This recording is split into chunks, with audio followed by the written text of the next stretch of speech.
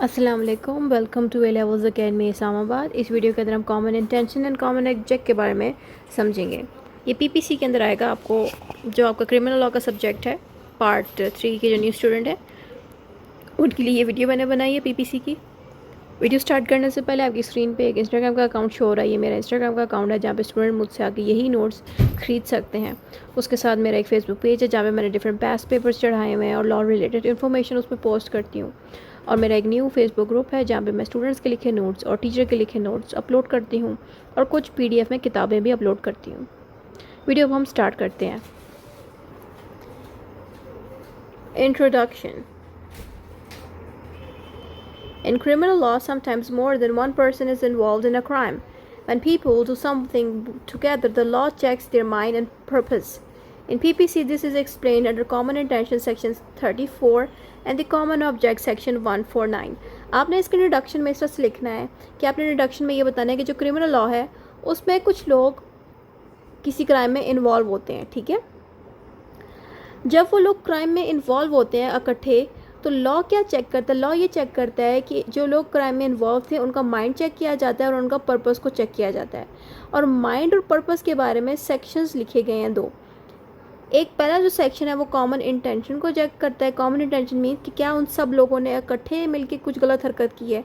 और common object का भी यही मतलब है कि क्या उन लोगों ने किसी एक मकसद के लिए, किसी एक पर्पस के लिए जो है माइंड बनाया था करने का। यानी कि कॉमन इंटेंशन और कॉमन ऑब्जेक्ट को अगर हम सही अल्फाज में समझें तो कॉमन इंटेंशन को कहते हैं नीयत, कि क्या उन सबकी नीयत थी गलत काम करने की, जो हमें सेक्शन 34 में मिलेगा पीपीसी के। और सेक्शन 149 पीपीसी में कॉमन ऑब्जेक्ट मिलेगा जिसका मतलब है पर्पस, के क्या उन सबका एक ही मकसद था, चोरी करना या कोई गलत काम करना, ठीक है। यूं करके आपने इंट्रोडक्शन जब दे दिया, फिर अपने रेलेवेंट सेक्शन की हेडिंग डाल के लिख देना है कि सेक्शन 34 एंड सेक्शन 149 जो है पीपीसी का कॉमन इंटेंशन और कॉमन ऑब्जेक्ट को डील करता है। फिर आपने लिखा है व्हाट इज़ कॉमन इंटेंशन।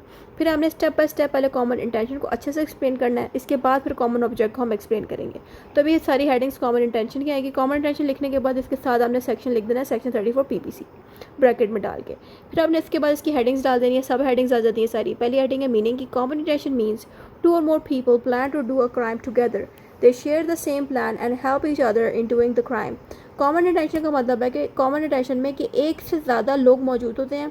इसमें एक इंसान नहीं होगा बल्कि एक से ज़्यादा लोग होंगे, ठीक है, जो मिल के कोई क्राइम कंडक्ट करेंगे इकट्ठे। यानी कि एक क्राइम करेंगे लेकिन इकट्ठे कंडक्ट करेंगे, ठीक है। दे शेयर द सेम प्लान, और ये जो लोग होंगे ना ये एक ही प्लान के मुताबिक अपना क्राइम कमिट करेंगे, ठीक है। तो यही है common intention and common intention का मतलब। और इसमें आगे लिखा है कि ये इसलिए किया जाता है ताकि एक दूसरे की मदद करें। मिसाल के तौर पे अगर हम थेफ्ट की बात करें, चोरी की बात करें, तो उसमें क्या होता है कि ग्रुप में बहुत से लोग होते हैं। एक बंदा जो है दरवाजे को देख रहा होता है, एक बंदा खिड़की को देख रहा होता है, एक बंदा जो है चोरी कर रहा होता है, एक बंदा जो है सिक्योरिटी गार्ड को बेहोश करता है। लेकिन इन सारों का मकसद यही होता है चोरी करना पैसे को। लेकिन सब अपनी अपनी ड्यूटीज़ निभा रहे होते हैं, लेकिन इन सबका मकसद यही होता है कि बैंक से हम चोरी करेंगे, ठीक है।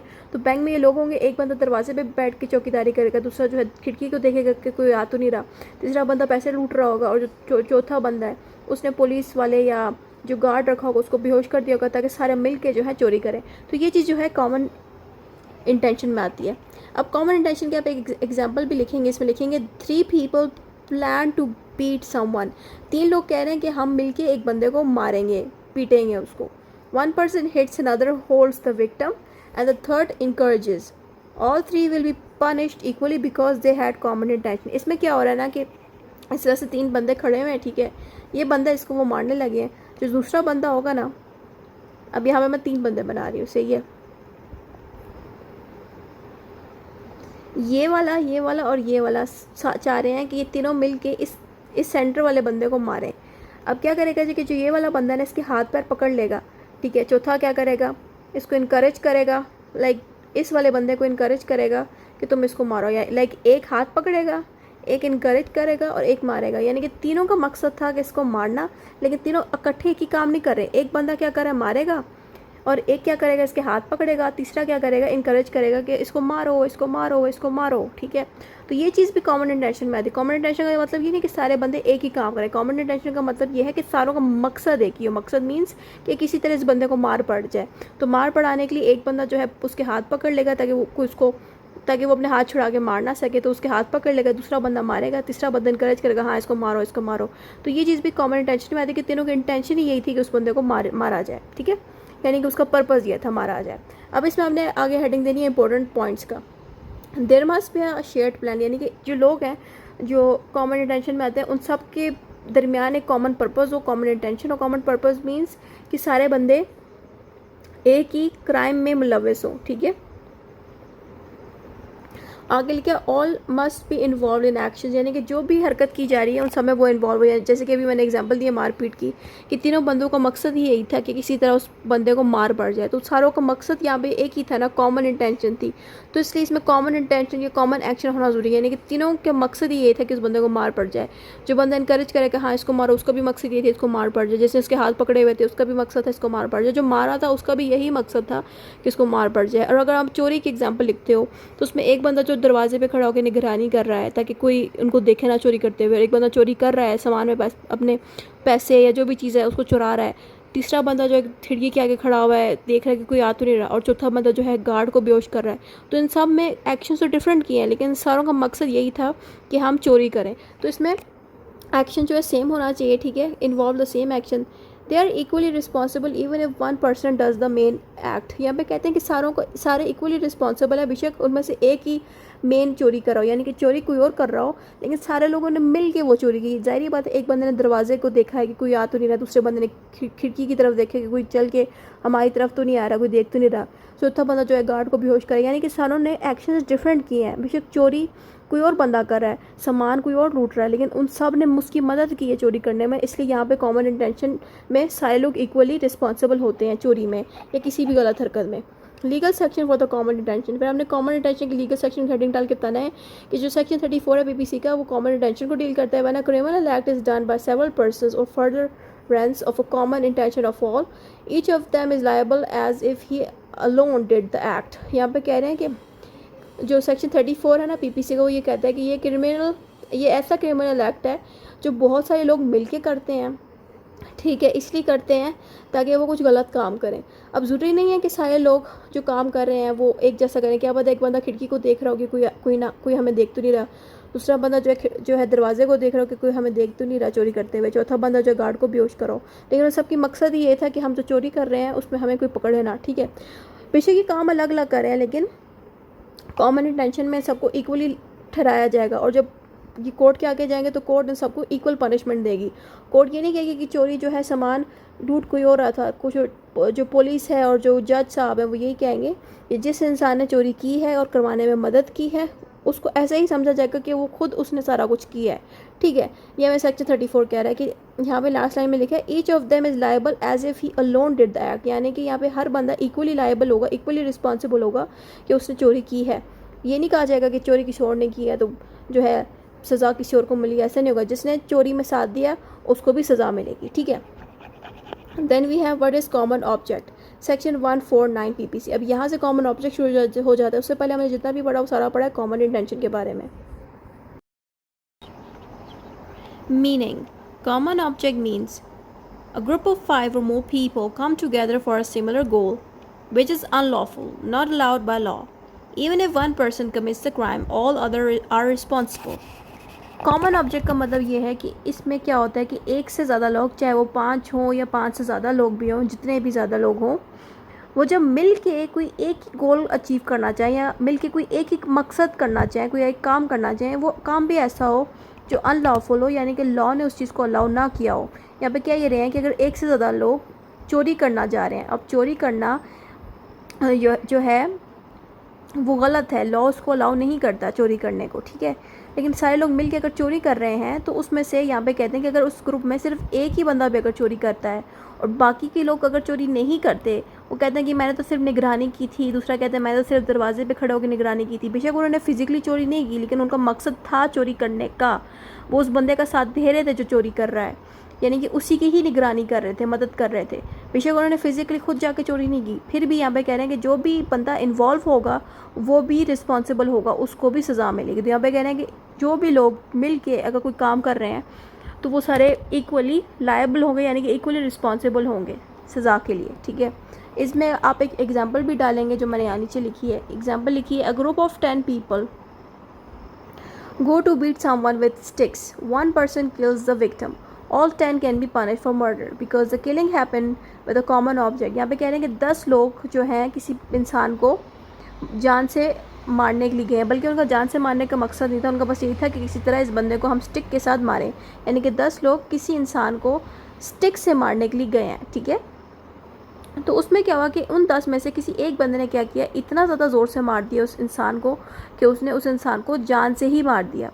अब मारा तो एक ना था जान से, उन 10 में से एक बंदे ने मारा था जान से, लेकिन 10 के 10 सारे के सारों को मर्डर की सज़ा मिलेगी। मर्डर की सज़ा मीन्स कि जिस बंदे ने जान से मारा है उसके साथ साथ बाकी के जो पीछे रह जाएंगे 9 लोग, उनको भी सज़ा मिलेगी उसी चीज़ की, ठीक है। यानी कि जिस बंदे ने जान से मारा है उसके साथ साथ उन लोगों को भी सज़ा मिल जाएगी, सेम ही जो साथ गए थे मारने के लिए, ठीक है। ये होता है कॉमन ऑब्जेक्ट। अब इसके अंदर आता है important points. There must be 5 or more people। यहाँ पे कह देंगे अगर कॉमन पर्पस पूरा करना है तो उसके लिए कम से कम 1 से ज़्यादा इंसान हो, तो वो होने चाहिए 5 से ज़्यादा, 4 भी हो सकते हैं, 5 भी हो सकते हैं या उससे भी ज़्यादा, ठीक है। यानी कि जितने भी लोग हैं ये सारे लोग एक ही काम कर रहे हों, चोरी का काम इकट्ठे ही लोग कर रहे हों, ठीक है, और ये 5 से ज़्यादा लोग हों, सही है। They must have a shared illegal goal, और इन सब का मकसद जो है वो सेम हो, और उनका जो मकसद है वो इलीगल हो। इलीगल मीन्स के जैसे कि चोरी करना इलीगल चीज़ है, और डाका डालना या रेप करना, ये सारी चीज़ें इलीगल हैं, कानून में इसकी इजाज़त नहीं है, लॉ में इसकी इजाज़त नहीं है, और ये सारे काम जो है गलत है। और ये लोग 5-6 लोग या इससे ज़्यादा के लोग 5-6 लोग मिल के वो गलत काम कर रहे हैं, ठीक है, और वो इलीगल काम हो। Everyone is responsible even if they didn't act directly. और यहाँ पे कह रहे हैं कि सारे लोग जितने भी उस ग्रुप में मौजूद हैं सारे लोग इक्वली रिस्पॉन्सिबल हैं, बेशक उन्होंने अलग से काम किया है या साथ मिलके किया है, लेकिन वो ग्रुप में तो इन्वॉल्व होके गए थे ना, तो उन सबको इकट्ठे ही ठहराया जाएगा रिस्पॉन्सिबल, ठीक है। उन सबको इकट्ठे ही सज़ा मिलेगी। ये नहीं देखा जाएगा कि फ़लाँ बंदे ने चोरी की है तो बाकी जो हैं वो निगरानी कर रहे थे तो निगरानी कर रहे थे, इस बात पर उनको जाने दिया जाएगा, ऐसा कुछ भी नहीं होगा। जो भी इंसान चोरी के मामलात में घुसेगा, चाहे वो निगरानी कर रहा है, बाहर बैठ के अंदर बंदा चोरी कर रहा है तो हम बाहर बैठ के निगरानी करते हैं, या जो भी मामलात में हेल्प कर रहा है उनकी, तो उस बंदे को भी सज़ा मिलेगी जो उनकी हेल्प करेगा और उनके साथ मिल के वो काम करेगा, ठीक है। अगली हेडिंग आती है legal sections for common object. Obviously इसमें सेक्शन 149 जो हमने रेलेवेंट सेक्शन में डाला था वो उठा के डाल देना हेडिंग की शक्ल में। फिर हमने बताना है कि सेक्शन 149 ऑफ पीपीसी क्या कहता है कॉमन ऑब्जेक्ट के बारे में। सेक्शन 149 कॉमन ऑब्जेक्ट के बारे में कहता है, if an offence is committed by any member of an unlawful assembly in prosecution of the common object of that assembly, every member is guilty of the offense। यहाँ पे कह रहे हैं कि कोई भी ऑफेंस कमिट किया जाए, यानी कि कोई भी क्राइम, ऑफेंस को क्राइम कहते हैं, ठीक है, यानी कि कोई भी क्राइम कमिट करा जाए मेंबर्स की मदद से, मेंबर्स मीन्स ज़्यादा सारे लोगों की मदद से कोई भी क्राइम कमिट किया जाए, और वो जब क्राइम कमिट किया जा रहा हो तो उसमें एक अनलॉफुल असेंबली बनाई जाए। अनलॉफुल असेंबली के ऊपर अलग से मैंने वीडियो बनाई, यहाँ पे एक आई का साइन शो होगा, उसमें मैंने अनलॉफुल असेंबली की पूरी डिटेल से वीडियो बनाई हुई है, वहाँ से आप जाके देख लें अनलॉफुल असेंबली क्या होती है, इसका क्या मकसद है, ठीक है। अनलॉफुल असेंबली थोड़ा सा बता देती हूँ। अनलॉफुल असेंबली का मतलब है कि जहाँ पे बहुत सारे लोग इकट्ठे खड़े होते हैं किसी गलत नीयत से, यानी कि बहुत सारे लोग इकट्ठे खड़े होते हैं किसी गलत नीयत से कुछ गलत करने के लिए, उसको हम अनलॉफुल असेंबली कहते हैं, ठीक है।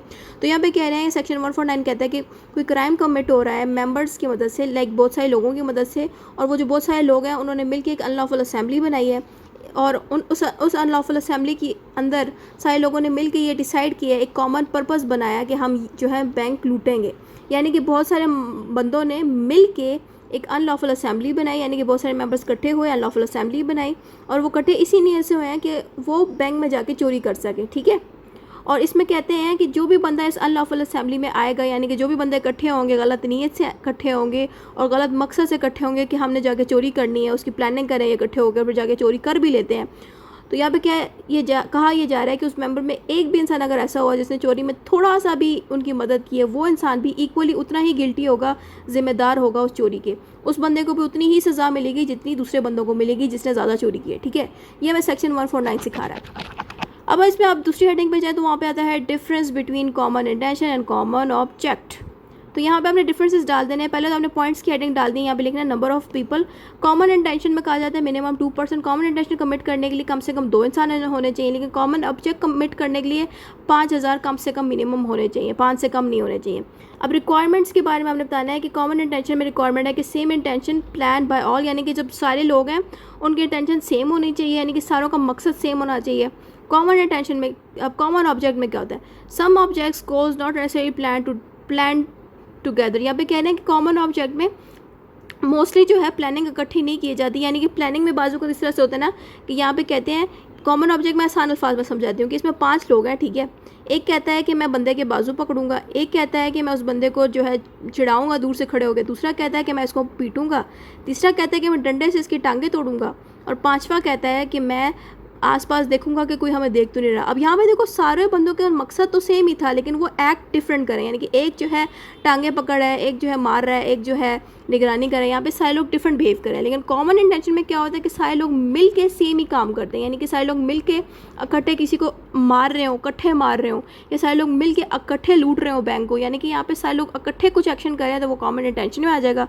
लेकिन कॉमन ऑब्जेक्ट में क्या होता है कि उनका मकसद तो यही होता है कि हम बंदे को मारें, लेकिन वो बंदे को डायरेक्टली नहीं मारते। एक बंदा निगरानी कर रहा होता है, दूसरा बंदा जो उसके हाथ पकड़ा होता है, तीसरा जो है टांगे पकड़ा होता है, तो उसमें थोड़ा चीज़ें डिफरेंट हो जाती हैं। उसमें लाइक जो गोल होता है वो सबका सेम नहीं होता, उनका मकसद होता है कि मारना है उन्होंने, लेकिन वो एक्शन इस तरह से लेते हैं ना कि सब अपने अपनी जगह अलग अलग बिहेव कर रहे होते हैं, अलग अलग जो है काम कर रहे होते हैं।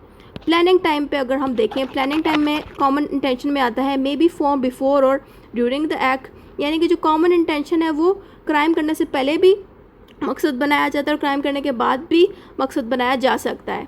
यानी कि मिसाल के तौर पे बात नहीं करे ड्यूरिंग, यानी कि अगर कोई इंसान ठीक है चोरी करने का सोच रहा है, वो भी कॉमन इंटेंशन में आती है। कोई इंसान चोरी करने का सोच नहीं रहा, लेकिन वो बैंक के अंदर घुस गया है और घुसते साथ ही उसको दिल किया है अब मैं चोरी करता हूँ, यानी कि ड्यूरिंग द प्रोसेस, यानी कि जब वो घुस चुका है उस चीज़ के अंदर, बैंक के अंदर घुस गया है। उसकी शुरू में नीयत इतनी ज़्यादा बन नहीं रही थी चोरी करने की, लेकिन जब वो बैंक के अंदर घुस गया है, अब उसका अचानक जो है नीयत बन रही है, तो उस वक्त भी कॉमन इंटेंशन अराइज हो सकती है, ठीक है।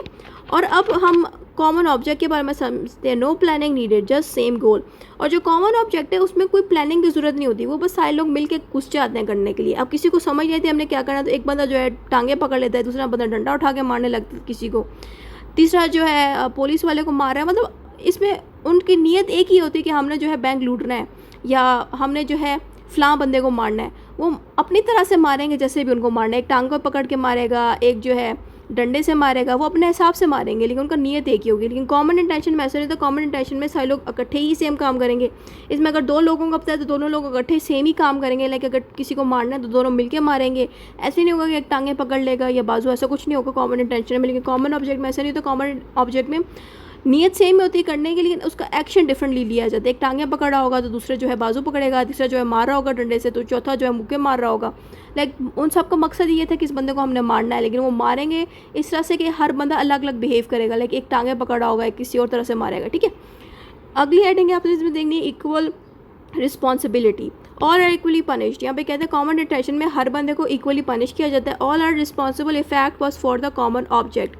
तो यहाँ पे कहते हैं कि कॉमन ऑब्जेक्ट में अगर सब लोगों का एक ही मकसद निकल आया, यानी कि अगर सारे लोग मिलके किसी बंदे को मार रहे हैं, बेशक एक ने डंडे से मारा, एक ने सिर्फ बाजू पकड़े, उसने मारा नहीं था, लेकिन उसने बाजू पकड़े थे, उस बंदे को कमज़ोर बना दिया था बाजू पकड़ के, जिसको मार पड़ने वाली है। तो उसकी भी यही नीयत थी ना, जिस बंदे ने बाजू पकड़ा, तो उसकी भी यही नीयत थी कि किसी तरह इस बंदे को मार पड़ जाए, ताकि ये मैं इसके बाजू पकड़ के रखूँ और दूसरे इसको मारें। बेशक उसने मारा नहीं था। तो यहाँ पे जब कोर्ट को दिख गया कि इसकी नीयत थी कि इसको मार पड़े और इसने उसके बाजू पकड़ के रखे थे, इसलिए इसको मार पड़ी उस बंदे को, तब भी कोर्ट उसको सजा देगी। लेकिन कॉमन इंटेंशन में क्या होता है कि कोर्ट को पता होता है कि ये इन सब की कॉमन इंटेंशन चाहिए थी कि बैंक में जाके हमने चोरी करनी है, उन सारों ने मिलकर चोरी की है, लाइक दोनों ने मिलके बैंक में पैसे डाले इकट्ठे, तो उसमें वो फंस जाएंगे। लेकिन कॉमन ऑब्जेक्ट में जो है हर चीज़ देखी जाएगी बारीकी से कि क्या जो बंदे थे उनका कोई रोल अदा होता है कि उन्होंने मिल के उस बंदे को मारने की कोशिश की। अगर एक बंदा वैसी सड़क पर चल रहा है, उसको भी कोर्ट ने उठा लिया है कि उनको लगा होगा कि ये बंदा भी उस गैंग के साथ मिला हुआ है जो मार पीट रहे थे, तो कोर्ट बेवजह तो नहीं सज़ा देगी। कोर्ट देखेगी कि कौन कौन मिल के मार रहा था, किस किस की टेंशन थी उस बंदे को चोट पहुँचाने की, ठीक है। अगर एक बंदा सड़क पे चल रहा है उसको भी उसमें डाल दिया फिर तो ऑब्वियसली कोर्ट देखेगी ना हर चीज़। तो इसलिए कॉमन ऑब्जेक्ट में कोर्ट थोड़ा देखेगी कि किस बंदे ने क्या क्या रोल अदा किया। अगर किसी ने टांगे भी पकड़ लिए ना उसकी, बेशक मारा नहीं है, या बाजू भी पकड़ लिए, उसको भी कोर्ट सजा देगी। लेकिन राह में चलता हुआ कोई बंदा अगर वो भी बेचारा फंस गया इसमें उन लोगों के साथ, तो उसको फिर कोर्ट आज़ाद कर देगी। सही है। तो कोर्ट हर चीज़ देखती है। कॉमन ऑब्जेक्ट में, कॉमन इंटेंशन में लोग फंस सकते हैं ज़्यादा जल्दी। कॉमन ऑब्जेक्ट में भी लोग बच सकते हैं क्योंकि उसमें ऑब्वियसली सारे लोग एक ही हरकत नहीं कर रहे थे, हर बंदा डिफरेंटली बिहेव कर रहा होता है। एक टांगे पकड़ रहा है तो दूसरा जो है बाजू पकड़ रहा है, इस तरह से। सही है। अब सेक्शंस देख लेते हैं, इसमें हमने दोनों सेक्शंस डाल देने हैं। सेक्शन कॉमन इंटेंशन का सेक्शन 34 आता है पीपीसी का, और कॉमन ऑब्जेक्ट का जो है सेक्शन 149 पीपीसी आता है। ठीक है। अब नेक्स्ट हेडिंग में मूव ऑन करते हैं। नेक्स्ट हेडिंग आती है when these sections are used, यानी कि जो ये सेक्शंस हमने ऊपर मौजूद किए हैं, लिखे हैं, ये कब यूज़ किए जाते हैं। Sometimes both common intention common object में apply. Court looks at evidence, number of people and purpose of the group to decide which section to use. अच्छा, कोर्ट कह रही है, अच्छा असल में यहाँ पे ये बताया जा रहा है ना कि हम इन सेक्शंस को कब यूज़ करते हैं अपने केस को सॉल्व करने के लिए। तो यहाँ पे लिखा जा रहा है कि कभी कभी दोनों कॉमन इंटेंशन और कॉमन ऑब्जेक्ट को इकट्ठे भी यूज़ किया जाता है, और कभी कभी इन दोनों में से किसी एक को यूज़ कर लेती है कोर्ट। अब कोर्ट किस तरह से यूज़ करती है इन दोनों को? कोर्ट क्या करती है कि पहले एविडेंसेस देखती है कि एविडेंस कौन सा मौजूद है, क्या उनके पास कोई हथियार था कि नहीं, पहले तो वो एविडेंस देखेगी। फिर उसके बाद नंबर ऑफ पीपल देखेगी कि कितने अमाउंट में लोग मौजूद हैं। अगर 5 तक लोग मौजूद हैं तो उनमें कॉमन इंटेंशन के साथ साथ कॉमन ऑब्जेक्ट भी कोर्ट यूज़ करेगी। अगर कोर्ट को लगा सिर्फ 2 लोग मौजूद है तो कोर्ट पहले कॉमन ऑब्जेक्ट की तरफ नहीं जाएगी, पहले कॉमन इंटेंशन को देखेगी, क्योंकि कॉमन इंटेंशन में 2 लोग ही मौजूद थे। ठीक है। तो कॉमन इंटेंशन को सबसे पहले कोर्ट यूज़ करेगी। लेकिन अगर कोर्ट को देख गया कि 2 से ज़्यादा लोग हैं, या 4 लोग हो गए हैं, 3 लोग हैं मिसाल के तौर पे, तो तब भी तो कोर्ट क्या करेगी, कॉमन इंटेंशन को पहले देखेगी, उसके बाद वो कॉमन ऑब्जेक्ट को देखेगी। लेकिन कॉमन ऑब्जेक्ट को कोर्ट तब देखेगी जब ये तीनों लोग डिफरेंटली बिहेव करें। यानी कि एक बंदा अगर चौकीदारी कर रहा है तो दूसरा बंदा चोरी कर रहा है, और जो तीसरा बंदा है वो जो है किसी और जगह पे जाके चौकीदारी करे कि कोई हमें देख तो नहीं रहा है। यहाँ पे अगर कोर्ट को देखेगा कि तीनों बंदों का रोल डिफरेंटली अदा हो रहा है, तो यहाँ पे वो कॉमन इंटेंशन के साथ साथ कॉमन ऑब्जेक्ट को भी यूज़ करेगी। ठीक है। यानी कि कोर्ट तभी यूज़ करेगी इन दोनों को जब कोर्ट किस एविडेंस देख ले, नंबर ऑफ़ पीपल देख ले, और उनका पर्पस जान ले, यानी कि मकसद जान ले उन ग्रुप का, तभी वो इन तरह के सेक्शंस को अप्लाई करेगी। ठीक है। अब अप्लाई करने का मैंने तरीका सिखा दिया कि अगर कम लोग होंगे तो उसमें कॉमन इंटेंशन को पहले देखेंगे, लेकिन अगर ज़्यादा लोग होंगे और डिफरेंटली बिहेव करेंगे तो कॉमन इंटेंशन के साथ साथ कॉमन ऑब्जेक्ट भी आ जाएगा। सही हो गया। अब हम एक इसकी एग्जाम्पल देख लेते हैं। Example from court cases, section 34 PPC was used when 3 brothers attacked a man with knife. Common, अब आप देखेंगे सेक्शन 34 में हमारे पास कॉमन इंटेंशन था। कॉमन इंटेंशन में जब देखा गया तो एक केस आया था 3 ब्रदर्स का, उन्होंने एक बंदे पे अटैक किया। अब ज़ाहिर बात उन तीनों बंदों ने मिल के उस बंदे को अटैक किया, मारने की कोशिश की या मार रहे थे, और उन तीनों भाइयों ने मिल के चाकू से, छुरी से, नाइफ से मिलके उस लड़के को, उस बंदे को मारने की कोशिश की उन तीनों भाइयों ने। तो ऐसी सिचुएशन में कोर्ट ने कॉमन इंटेंशन को इस पर अप्लाई किया, क्योंकि यहाँ पे 3 ही लोग थे और तीनों ने इकट्ठे ही सेम एक्शन अप्लाई किया। यानी कि ऐसा कुछ नहीं किया कि एक ने बाजू पकड़ा या ऐसा कुछ, तीनों भाइयों ने मिल के उसको छुरी से मारने की कोशिश की। लेकिन जो section 149 PPC was use when a crowd of 20 people looted a shop. अब जो ये दूसरा सेक्शन है ना कॉमन ऑब्जेक्ट, इसमें सेक्शन 149 को इसलिए यूज़ किया गया क्योंकि ऑब्वियसली कॉमन ऑब्जेक्ट सेक्शन 149 में मौजूद है। कॉमन ऑब्जेक्ट इसलिए यूज़ किया गया क्योंकि यहाँ पे 20 लोग मौजूद थे। 20 लोगों ने क्या किया, दुकान लूटने की कोशिश की, थेफ्ट करने की कोशिश की, या रॉबरी करने की कोशिश की। सही है। उन्होंने क्या चीज़ रॉब किया, उन्होंने दुकान के अंदर जो है जितना भी सामान था उन 20 लोगों ने चोरी करने की कोशिश की। अब जाहिर बात है हर बंदा डिफरेंट चोरी करता है। एक बंदा जो है चोरी दुकान में खड़े होकर देख रहा था, कोई हम देख तो नहीं रहा। जो दूसरा बंदा है वो उसने जो दुकान का जो गार्ड है जो चौकीदारी करता है उस बंदे को बेहोश कर दिया था। जो तीसरा बंदा था वो चोरी कर रहा था। जो चौथा बंदा था वो कोई और चीज़ चोरी कर रहा था। देखो यहाँ पे जितने भी लोग थे 20 के 20, वो इकट्ठे कोई एक्शंस नहीं अप्लाई कर रहे थे, पर वो कोशिश पूरी कर रहे थे सेम ही हरकत करने की। लाइक सारों की यही नीयत थी कि हम चोरी करें, लेकिन वो चोरी अलग अलग तरीके से कर रहे थे। एक जो है चौकीदारी कर रहा है, दूसरा जो है फलां सामान चोरी कर रहा है, दूसरा जो है कोई और सामान चोरी कर रहा है। तो इसलिए यहाँ पे कोर्ट ने बजाय कि कॉमन इंटेंशन को अप्लाई करने के, यहाँ पे कोर्ट ने कॉमन ऑब्जेक्ट को अप्लाई किया। ठीक है। अब हम कंक्लूजन देख लेते हैं। कंक्लूजन में लिखा है बोथ कॉमन इंटेंशन सेक्शन 34 और common object section 149 are used to punish group पी crimes under the Pakistan penal code PPC। ठीक है। यहाँ पे कह रहे हैं कि जो दोनों सेक्शंस मौजूद हैं जिसमें दोनों कॉमन इंटेंशन कॉमन ऑब्जेक्ट के बारे में बताया गया कि दोनों इसलिए हम यूज़ करते हैं ताकि ग्रुप में जो लोग क्राइम करते हैं उनको पनिश किया जाए। ठीक है। और ये PPC के अंदर ही ये सेक्शन मौजूद है, यानी कि पाकिस्तान पैनल कोड में मौजूद है। These laws help the court to punish all people involve in planning और acting in a crime even if they did not directly commit the crime. और लॉ क्या करती है, लॉ ने इन सेक्शन की मदद से हमें ये सिखाया कि जितने भी लोग जो मिल के प्लानिंग करते हैं, ये कोई ऐसी एक्शंस करते हैं, क्राइम कमिट करते हैं मिल के, तो उन लोगों को सज़ा मिल जाए। ऐसा नहीं होगा कि एक बंदा जो है उसने जो है इन लोगों की मदद की और उसको जो है आज़ादी मिल जाएगी, ऐसा कुछ नहीं होगा।